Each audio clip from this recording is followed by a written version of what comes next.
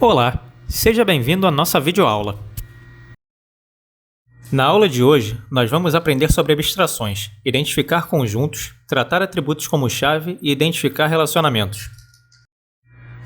O mundo real é complexo, e para tratar a complexidade, nós devemos ter uma forma estruturada que nos permite entender os conceitos existentes no mundo real. A primeira coisa é fazer um recorte, ou seja, que pedaço do mundo real nós queremos analisar. Ao definir o recorte, estamos identificando o que entra e o que não entra na nossa análise.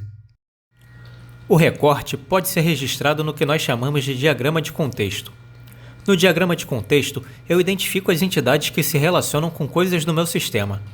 Também posso usar os diagramas de caso de uso, onde eu indico que casos de uso devem ser indicados no sistema e quais são os atores que interagem com esse caso de uso. Definido o recorte, para identificar os conceitos, eu vou usar um conceito de aprendizado chamado abstração. A abstração consiste em fazer análise com um objetivo, identificando coisas e conceitos relacionados apenas a esse objetivo. Para construir a nossa representação no mundo simbólico, eu vou trabalhar com 3 níveis de abstração: o nível conceitual, o nível lógico e o nível físico. No nível conceitual, eu registro apenas conceitos do meu negócio. No nível lógico, eu represento representações lógicas destes conceitos. E no nível físico, como isso deve ser implementado. No nível conceitual, o registro das minhas observações caracterizam o que chamamos de modelo conceitual. O modelo conceitual pode ser feito por linguagem natural de forma descritiva ou com outra ferramenta. Trabalhar com linguagem natural não é o ideal, pois permite várias interpretações pelo leitor. Observe na figura a seta amarela e vermelha, escrito análise. Isso indica que aqui é o único ponto em que faço análise em todo o modelo. Para construir um modelo lógico, eu trago as informações do modelo conceitual e coloco as informações relativas à forma de representação que eu escolhi. Eu chamo isso de nível lógico. Tradicionalmente, trabalhamos com o nível lógico de redes hierárquico e relacional, mas nós podemos usar qualquer outra forma de representação. O nível físico tem o modelo físico. O modelo físico incorpora as informações do modelo lógico e coloca as informações para representação no nível físico.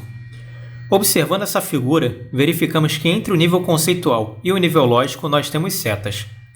Essas setas indicam que isto hoje é feito por regras claras, regras definidas. Inclusive, esses níveis hoje são tratados por tradutores, por software. O único ponto que eu tenho análise é nas observações do mundo real e sua representação no modelo conceitual. Para modelar o mundo real no meu mundo simbólico, eu vou usar a matemática, a teoria dos conjuntos, e vou usar uma notação chamada UML. No UML, faço esse retângulo que vocês veem aí e coloco o elemento da observação em cima. Então, segundo o plano de referência, eu estou observando uma pessoa, um homem. Então o elemento de observação é um homem. Segundo esse plano de referência, eu preciso saber a altura, o peso, a pressão e o nome. Essas propriedades são chamadas de atributos. São as propriedades de interesse para o meu plano de referência. Outro plano de referência teriam outras propriedades. A propriedade que será observada para o elemento pertencer a um conjunto também é chamada de atributo. Cada atributo tem um conjunto de valores que ele pode assumir. Esse conjunto de valores é chamado de domínio do atributo. O domínio pode ser finito ou infinito. Pode ser ainda não enumerável ou enumerável. Observando essas propriedades, verifico que algumas permitem identificar de forma biunívoca o elemento do conjunto e a imagem.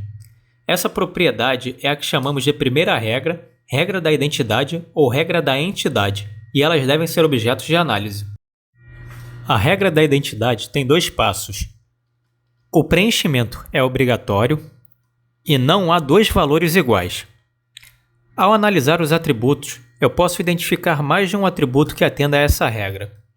Esses atributos são chamados de candidatos à chave ou atributos identificadores. Entre os atributos identificadores ou candidatos à chave, o analista escolhe um deles para ser a chave do conjunto. A escolha dessa chave deve ser feita com muito cuidado, porque aqui existe um fator de risco. Não devemos escolher como chave atributos trazidos de outro mundo simbólico, pois se eles forem alterados nos seus mundos simbólicos de origem, Essa alteração poderá trazer danos muito graves para o nosso sistema. É preferível definirmos chaves cuja construção é do nosso controle. No meu processo de modelagem, eu estava observando um conjunto do mundo real e escrevi: homem, altura, peso, pressão e nome. Ao identificar um outro conjunto, mulher, verifiquei os seguintes atributos: altura, nome, peso e pressão.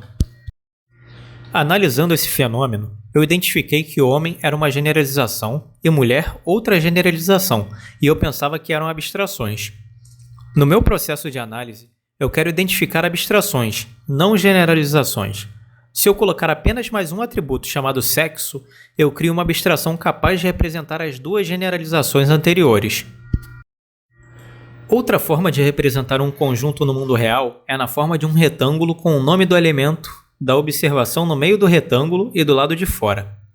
Nessas bolinhas, eu coloco os atributos. Código de pessoa é o atributo-chave, por isso está sendo representado por uma estrelinha. Algumas formas de representação usam a bolinha preta. Definido o modelo de imagem, a forma mais simples de representar um conjunto é na forma de uma tabela, em que cada linha é um elemento do conjunto. Após identificar os conjuntos no mundo real, nós verificamos que existem ligações entre esses conjuntos. Essas ligações são chamadas de relacionamentos.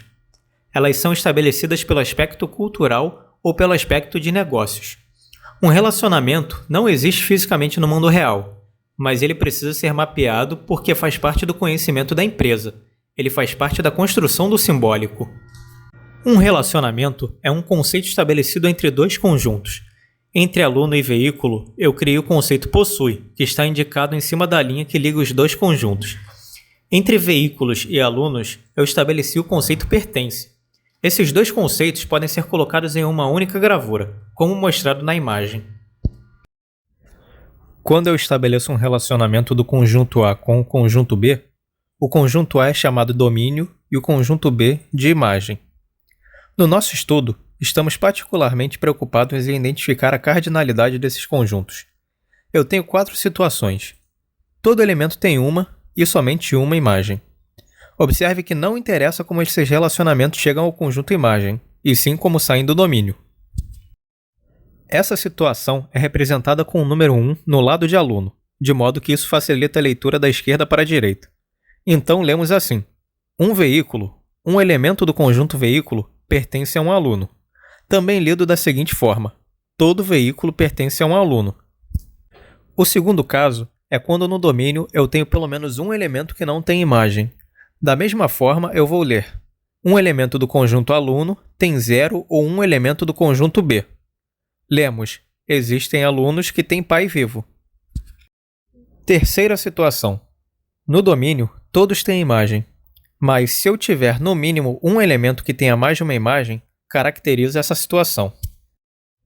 E eu vou representar com o elemento 1, 2 pontos seguidos, n, poderia ser também 1, 2 pontos seguidos, asterisco, ou ainda 1, 2 pontos, um outro número, que mostra o número de elementos que se relacionam. E eu vou ler da mesma forma, da esquerda para a direita. Um elemento do conjunto aluno cursa 1 ou mais disciplinas. Lemos: um aluno cursa uma ou mais disciplinas.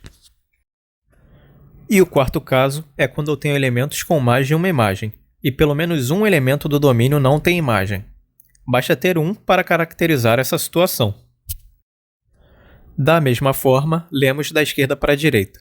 Um elemento do conjunto aluno possui 0 ou mais elementos no conjunto veículo, e eu vou ler: um aluno tem 0 ou mais veículos. Os dois relacionamentos podem ser representados numa só figura. Considerando o aluno como domínio, coloco: um aluno possui 0 ou n veículos. Depois, considerando o veículo como domínio, eu tenho: um veículo pertence a um aluno.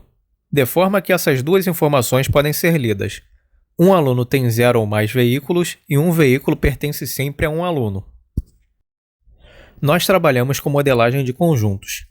Aqui aparece o conjunto identificado no mundo real, aluno, e o conjunto identificado no mundo real, veículo, e os dois relacionamentos: possui, mostrando os pares formados do conjunto domínio aluno com o conjunto imagem veículo, que é a relação possui, e o conjunto da relação onde eu tenho um elemento conjunto de veículos e um elemento do conjunto de alunos.